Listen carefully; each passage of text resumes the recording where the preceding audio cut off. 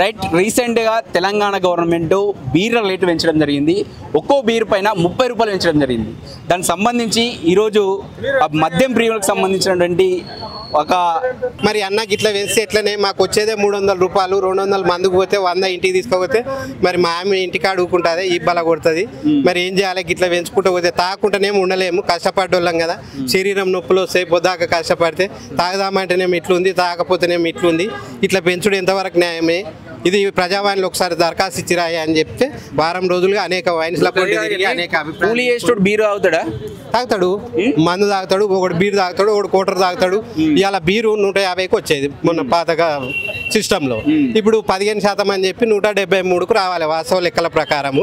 180 తీసుకుంటారు. ఎందుకంటే ఇక మళ్ళీ చిల్లర ఇచ్చుడు ఎందుకు అని చెప్పేసి గుండుగుత్తా అని చెప్పి 180 తీసుకుంటారు. ఆయనకు వచ్చేదే 300 రూపాయలు. 180 ఇడగడితే 120 ఇంటికి మళ్ళీ అందులో కింది గుడాలు కావాలి, ఇంత ఆమ్లెట్ కావాలి, ఇంత బొడికి అవి తినేటోళ్ళు ఇంటికి ఆయన వంద కూడా అటే విక్తుంది. ఇంటికి కుత్త చేతితో పోతే ఈ బలిగే పరిస్థితులు ఉన్నాయి. కనుక ఈ పరిస్థితులు పోవాలంటే మా వాళ్ళకు నీకు ఎందుకు అనిపించింది వీళ్ళ మీద సానుభూతి కావచ్చు మద్యం ప్రియుల పైన? నేను ఈ ఒక్క సమస్య కాదు, సమాజంలో అనేక సమస్యల మీద సర్వే చేస్తుంటా. ఇది కూడా నా దృష్టికి వచ్చిన ఒక సమస్యగానే భావించి తీసుకుందాం మనం 100%. ఎందుకంటే ఇది నిత్యావసరం. ఇది మీరు నిత్యావసరం. ఇది మనిషికి రోజు నూనె ఎంత అవసరమో వంటగదిలో నూనె ఎట్లు ఉండాలో ఇక మా వాళ్ళ గదిలో కూడా ఒకటి కోటరో బీరో దిక్తే ఉండాలి. ఇది ఖచ్చితంగా నిత్యావసరమే. ఎందుకు నిత్యావసరం అనండి, ఇది మాకు నిత్యావసరమే, మా వాళ్ళకి నిత్యావసరమే, ప్రభుత్వానికి కూడా నిత్యావసరమే. ఎట్లాను మా వాళ్ళు చెప్పిన లెక్క చెప్తున్నా, నా సొంత కవిత్వం కాదు ఇది. మా వాళ్ళు ఏం చెప్పారంటే ప్రతి నెలనట వాళ్ళు 3,000 నుంచి 4,000 కోట్ల రూపాయలు ప్రభుత్వానికి ఓన్లీ మద్యం ద్వారా ఆదాయాన్ని సమకూరుస్తున్న మెగా వాటాదారులంట మా మద్య ప్రియులు. ఇది నాకు లోపడి పోయినాక తెలిసింది. 50,000 కోట్ల రూపాయలు సంవత్సరానికి 40 నుంచి 50,000 కోట్ల ఆదాయం సమకూర్చేటోళ్ళు మా మిత్రులు. అంటే దాన్ని నెలకు డివైడ్ చేస్తే 4,000 తక్కువ ఒక 4,000 కోట్ల ఆదాయాన్ని ప్రభుత్వానికి సమకూరుస్తున్నారు. మరి అలాంటప్పుడు వారి మనోభావాలు వారికి కూడా కొన్ని ఉంటాయి కదా. వాళ్ళు చెప్పిన స్టాటిస్టిక్స్ ఏవి నాకు కూడా ఇన్ని ముచ్చట్లు తెలివాయి. వాళ్ళ దగ్గర పోయినాక వాళ్ళతో మాట్లాడినాక ఇన్ని విషయాలు నాకు తెలిసినది. ఇది ఖచ్చితంగా ప్రభుత్వానికైనా నిత్యావసర వస్తువే, ప్రజలకైనా నిత్యావసర వస్తువులే, మందు ప్రియులకైనా మీలాంటి వాళ్ళకైనా ఎవరికైనా కష్టపడేటోనికి ఎవరికైనా ఇది నిత్యావసర వస్తువే. 100% నిత్యావసర వస్తువుగా మార్చినాయి నేటి ప్రభుత్వాలు, పార్టీలు. వారి అవసరం కోసం అనుకోండి, వారి స్వార్థం కోసం అనుకోండి, ప్రజల బలహీనతను ఆసరాగా చేసుకొని వాళ్ళని అలవాటు చేసి కుసురు నిత్యావసరంగా మార్చిరు. ఎవరు అలవాటు చేసిర్రు? గత ప్రభుత్వం చేసింది, ఈ ప్రభుత్వం చేసింది. తలా పాపం తిలా పిడికడ అన్నట్టు ఎవడేం సుధపూస కాదు, ఏ ప్రభుత్వం ఏం కాదు, ఏ పార్టీ ఏం కాదు, ఎవడైనా వాడు గెలవాలని చెప్పేసి అలవాటు చేసిర్రు.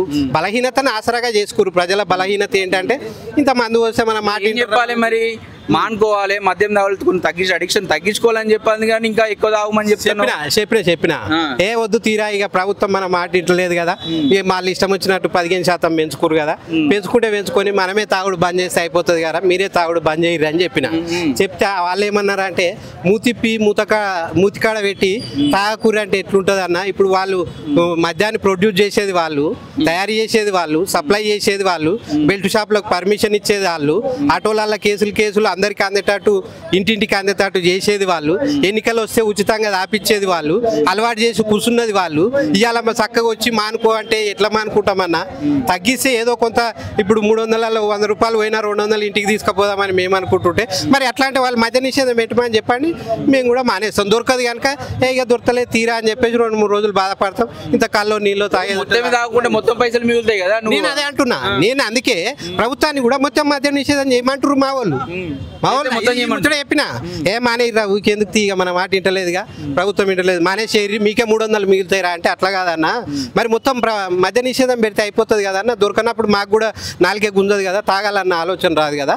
అక్కడ మద్య నిషేధం చేసి ఇక్కడ ఆటోమేటిక్గా మేము తాగాల్సిన అవసరమే లేదు, తాగుకుంటుంటాము అని చెప్పేసి వాళ్ళు అంటున్నారు. ఇది ఇంకోటి, మీ మద్యం ప్రియులకు వైన్స్ ఆన్నే ఉంటది, పర్మిట్ రూమ్ ఆన్నే ఉంటది, బయటకు రాగానే పోలీసులు కూడా బయటనే ఉంటాడు. మరి దీనిపైన నువ్వేమంటావు? నేను అందుకే అంటున్నా, మా వాళ్ళ అభిప్రాయాలు తీసుకుంటుంటే శాంతాడంత లిస్ట్ వచ్చింది. ఈ శాంతాడంత లిస్ట్ ఇక A4 సైజులో ఇక రావు కనుక అందుకే కొన్నే పెట్టిన.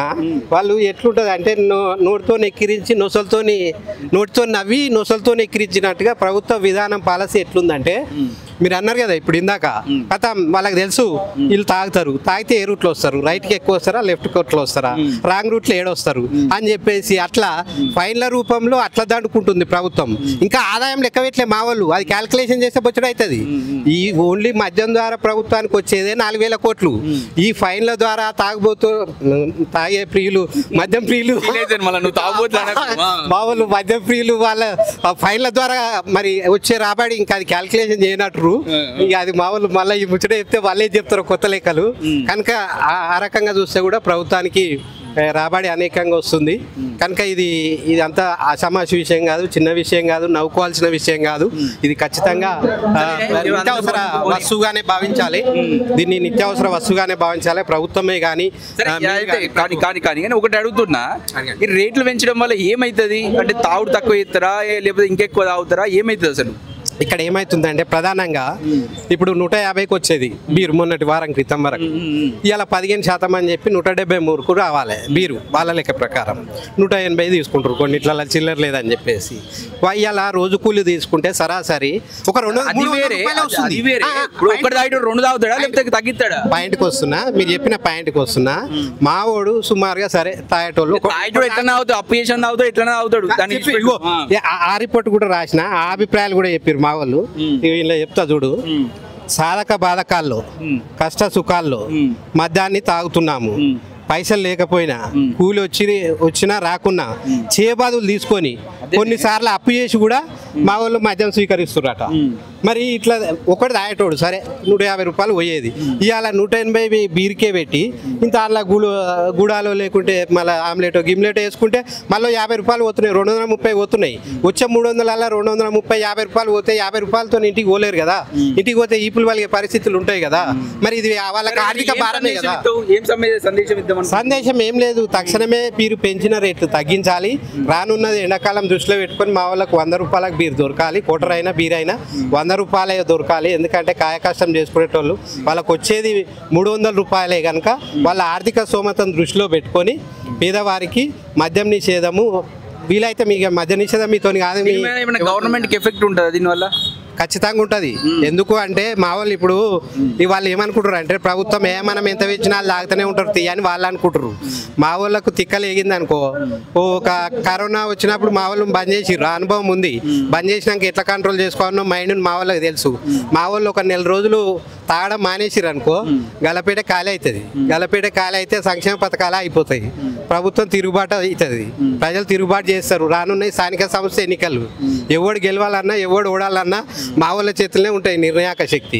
కనుక అనేక ఎఫెక్ట్లు వస్తాయి, అనేక మార్పులు చేర్పులు కలుగుతాయి. కనుక ఇవన్నిటిని కూడా దృష్టిలో పెట్టుకోవాలని చెప్పేసి ప్రభుత్వానికి మా మద్యం ప్రియుల తరపున మమ్మల్ని పట్టించుకోకపోతే ఎఫెక్ట్ ఎట్లుంటుందో మీరు స్థానిక సంస్థ ఎన్నికలలో మీరే చూస్తారు. చెప్పడం ఎందుకు, మేము చేసి చూపెడతాము. ఉత్తగా చెప్పడం కంటే మా నిర్ణయం ఏంటి అనేది మా చేతలలో చూపెడతాం మాటల ద్వారా. నాయకుడు మేము అతి త్వరలో మా నిర్ణయాలు పట్టించుకోకపోతే మేము కూడా ఒక బహిరంగ సభ పెట్టవచ్చు, మేము ఒక సంఘం ఏర్పాటు చేయొచ్చు, దానికి ఒక కార్యవర్గాన్ని ఏర్పాటు చేసుకుంటాము, అనేక డిమాండ్లు కూడా చేస్తాము. అవసరమైతే అన్ని రకాలుగా మేము పోరాటం చేస్తాం. కేఎఫ్ బీర్ దొరుకుతలేదు అన్నారు కదా, అప్పుడు కూడా సేమ్ ఇట్నే పోయి నీళ్ళెక్కన పోయి ఒకటి పిటిషన్ ఇచ్చారు, మళ్ళీ వచ్చినాయి.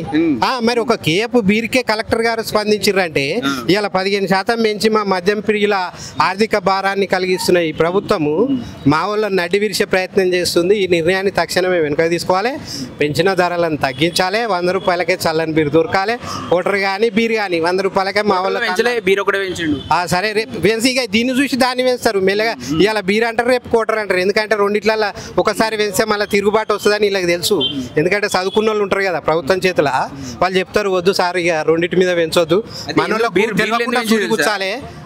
ఇలా ఎట్లుంటది అంటే ప్రభుత్వం విధానం తెలుసా, వాటర్ కొరత వస్తుంది బీర్ తయారైతే, వాటర్ ఎక్కువ కావాలి బీర్ తయారయడానికి, వాటర్ కొరత వస్తుంది కాబట్టి బీర్ రేట్ పెంచడం జరిగింది, బీర్ కన్జంప్షన్ తక్కువ చేయడానికి. అట్లా కాదు రానున్నది ఎండాకాలము, ఎండ ఎక్కువ ఎంత కొడితే చల్లదనం ఎక్కువ కోరుకుంటుంది మనిషి యొక్క మైండ్. చల్లదనాన్ని ఇప్పుడు ఇక్కడ ఎండలు నిలబడి మనం ఇంటర్వ్యూ చేస్తామా, చెయ్యము, నీడు ఏడుంటే గానే చేస్తాం. కనుక బీరు ఎందుకు పెంచారు అంటే ఇక ఈ కోటర్ ఎప్పుడు వేస్తారు ఎరికేనా, చలికాలం వస్తుంటే వేస్తారు. చూసుకోను కావాలని సీజన్ బట్టి వాళ్ళు కూడా సీజన్ బట్టి ప్లాన్ రాసి పెట్టుకో. వాళ్ళు కూడా సీజన్ బట్టి మనుషుల యొక్క మనోభావాలను బట్టి వాళ్ళు, ఎందుకంటే ఆ సైకాలజీలో యొక్క అభిప్రాయాలు తీసుకునే వేస్తారు. ఇది ఎండాకాలం వస్తుంది, ఎండలు ఎట్లా కొడుతున్నాయి, అందుకే బీర్లు వేయించారు. రేపు చలికాలం వచ్చినాక కోటర్లు కూడా వేస్తారు. అందుకే ముందస్తు వాళ్ళకు విజ్ఞప్తి చేస్తున్నాం. మా విజ్ఞప్తిని చులకనగా చేయకండి దయచేసి. మా వాళ్ళు ఎందుకంటే లేనోళ్ళు, పేదవాళ్ళు, కష్టజీవులు కనుక వాళ్ళందరికీ సరసమైన ధరలకే మద్యాన్ని అందించి. మద్యం ప్రియుల అంటే భార్యలకు కావచ్చు ఏమైనా చెప్తా, ఇంటికి పోయినాక ఇబ్బంది పెట్టకూడదు అలాంటి ఏమైనా చెప్తా? ఇక అలాంటిది అంటే ఇప్పుడు ఇక అర్థం చేసుకునేటోళ్ళు ఉంటారు, ఇక వాళ్ళకు ఇబ్బంది పెడతారు కదా, తూకోరు కదా మా వాళ్ళు. ఇక వాళ్ళకి ఇష్టం ఉండదు మద్యం తాగడం. సాధారణంగా మహిళలకు ఎవరికి ఇష్టం ఉండదు. వాళ్ళు అనేక రకాలుగా టార్చర్ పెడుతూనే ఉంటారు, మా వాళ్ళు భరిస్తూనే ఉంటారు. ఇక అది నిత్యకృత్యం అయిపోయింది. ఇక వీళ్ళు వాళ్ళని సంపాదిస్తుంటారు, వాళ్ళు వీళ్ళని సంపాదిస్తుంటారు, అది నడుస్తుంది. కానీ ఇక మా వాళ్ళు కూడా ఇక విజ్ఞప్తి చేస్తున్నా, మహిళా మనులారా మీరు కూడా మరి ఈ ఉద్యమంలో మీ భర్తల యొక్క కోరికలలో మీరు కూడా భాగస్వామి గారి అయ్యి ప్రభుత్వానికి డిమాండ్ చేయరు. ఎందుకంటే ఇప్పుడు మీ భర్తల ఆదాయం పడిపోయిందంటే ఇండైరెక్ట్గా మీ మీద కూడా ఆర్థిక భారం పడుతున్నట్టే. ఈ 15% పెంచిరంటే మీ భర్తలకే పెంచలే, ఈ ఎఫెక్ట్ మీ మీద కూడా పడుతుంది కనుక ఇది ఇండైరెక్ట్గా మీది కూడా సమస్య. ఇప్పుడు ప్రభుత్వం ఏమంటుంది, మహిళలను కోటీశ్వర్లు చేస్తా ఉంటుంది. వాళ్ళు కోట్లు సంపాదించి మీకు ఇచ్చుకొస్తే ఇస్తే మీరు తాగి ఎంజాయ్ చేస్తారు అన్నమాట. లేదు, కోట్లు ఎట్లా సంపాదిస్తారు వాళ్ళు? ఇప్పుడు మా సహకారం మా వాళ్ళ సహకారం లేకుండా వాళ్ళు కోట్లు సంపాదించడం సహకరించలేదు. ఎవరు కూడా కోట్లు, వాళ్ళు ఒకవేళ కోట్లు సంపాదిస్తే ఇలా మా వాళ్ళు ఈ అభిప్రాయం చెప్పకపోతుండే కదా. 180 రూపాయలు వాళ్ళకి బర్డెన్ కాదు కదా. ఒకవేళ మా వాళ్ళ భార్యలు ఇలా కోటీశ్వర్లు అయినట్టయితే ఆ కోటీశ్వర్లలో 180 పెద్ద సమస్య కాదు కదా. ఎంతైనా పెంచుకొని 2000కి బీర్ చేసినా తాగుతారు కదా కోటీశ్వర్లు అన్నప్పుడు. లేనోళ్ళు కనుకనే వాళ్ళకి 300 రూపాయల ఆదాయం వస్తుంది కనుకనే అది కూడా ఓ రోజు వస్తుంది, ఓ రోజు రాదు. డైలీ వేజెస్ వాళ్ళు అడ్డ మీద కూలీలు, రోజు దొరుకుతుంది అన్న ఇది కూడా లేదు. కానీ అలవాటైన పానం మాత్రం రోజు తాగాల్సిందే. అంటే నీకు కూలి దొరికినా తాగాల్సిందే, కూలి దొరకకుండా తాగాల్సిందే. అంటే నీకు ట్యాక్సీ రూపంలో ప్రతిరోజు 200 కట్టాల్సిందే. తాగుడైతే మానొద్దు అంటావు?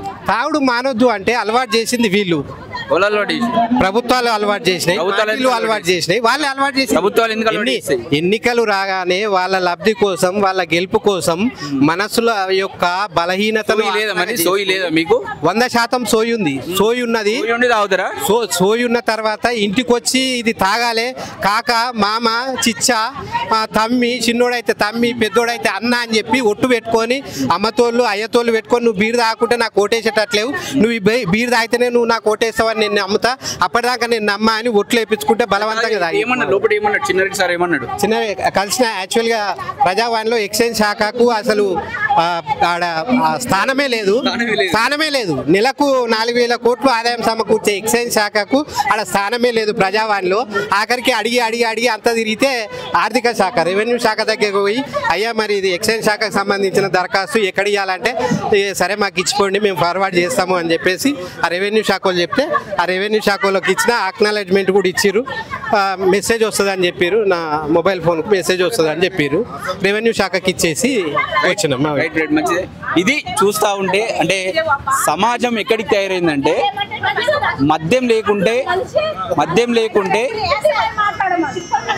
మద్యం రేట్లు పెంచినా మద్యం లేకున్నా మళ్ళీ ఈ యొక్క సమస్యలు రాష్ట్ర వ్యాప్తంగా ఉన్నటువంటి సమస్యలు అనేక సమస్యలు ఉన్నప్పటికీ ఇలాంటి సమస్యలతో ఒక ప్రగతి భవన్ కావచ్చు లేకపోతే మొన్న కలెక్టరేట్ కావచ్చు అక్కడికి పోయి మద్యం కోసం పోరాడేటువంటి సమాజాన్ని ఈరోజు ప్రభుత్వాలు తయారిస్తున్నాయని చెప్పేసి వాళ్ళు చెప్తూ ఉన్నారు.